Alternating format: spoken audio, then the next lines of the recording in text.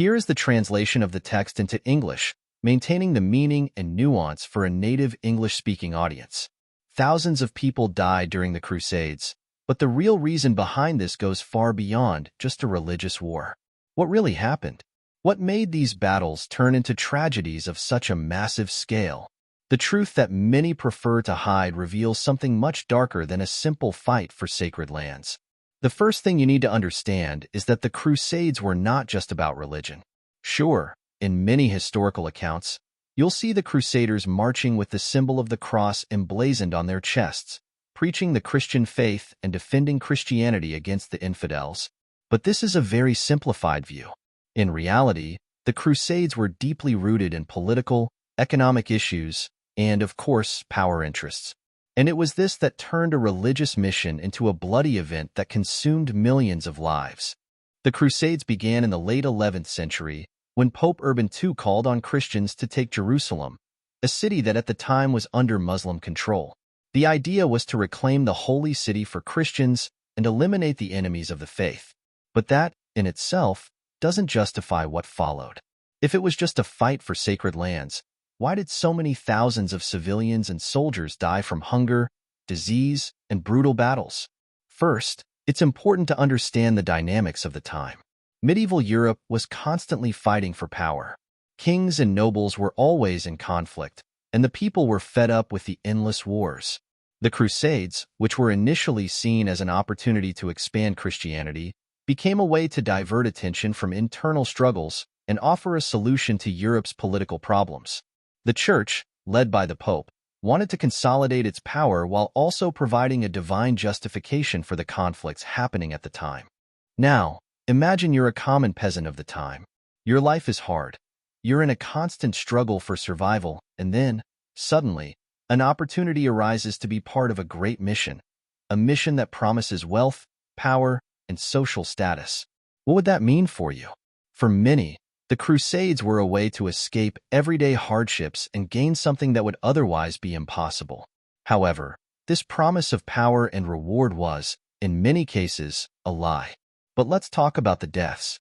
It's estimated that, in total, around 1 million people died in the Crusades, but this number is just an average across the various expeditions.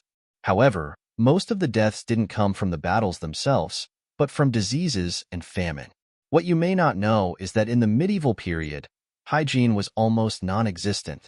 Imagine this: thousands of men marching through unknown lands, with no access to proper medical care, wearing dirty clothes, and with widespread contamination. This created a perfect environment for diseases like dysentery and typhoid fever, which killed far more than the swords of the enemies. This is where the reality of the Crusades becomes even darker. The brutality of the battles, the suffering of the people, and the sheer number of deaths were not only the consequences of war itself. It was also the result of inefficient organization, total desperation by the leaders, and a complete disregard for human life. For example, in the First Crusade, when the Crusaders arrived in Jerusalem, they massacred the Muslim population and even the Jews living in the city.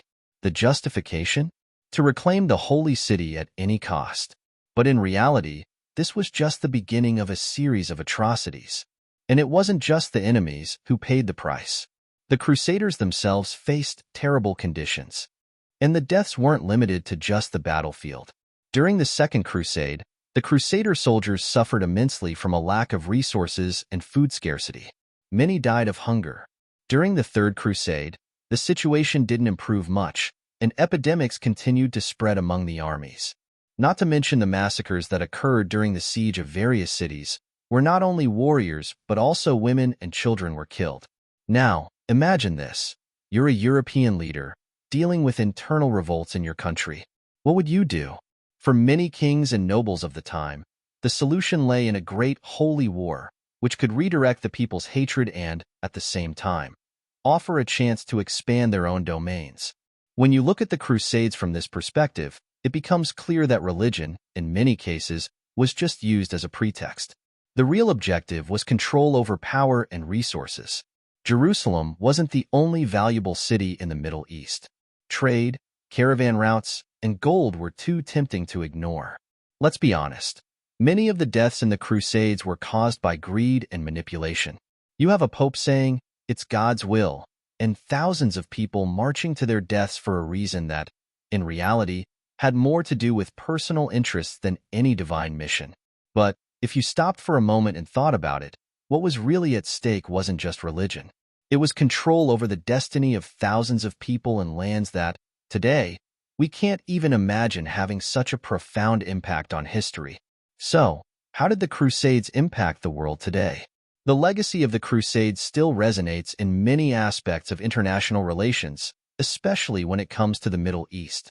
The division between the West and the East, which arose from these wars, remains a complex issue to this day. The Crusades also changed the way Europe viewed the world. From there, many ideas, such as trade with the East and the pursuit of knowledge, began to spread. But, in terms of immediate impact, they were devastating. These deaths weren't just numbers. They were real lives. Lives of common people, drawn by the promise of something grand, but who ended up lost in a sea of pain and suffering. It's not hard to imagine what it would be like to live in that time, not knowing for sure why you were going to war and, worse yet, not knowing if you'd ever return home. So, the next time you hear about the Crusades, remember, it's not just a religious struggle. It's a story of greed, manipulation, and, above all, millions of lives lost for a cause that, for the most part, had nothing to do with faith. It shows us that, often, historical events are more complex than the official history leads us to believe. The dark truth of the Crusades isn't just about death, but about how the grand narratives of history can be used to justify the unjustifiable. It's a reminder that, when we look at the past, we shouldn't just accept the traditional version of events, but instead seek to understand the motives behind them. This helps us not only understand what happened, but also how it shaped the world we live in today.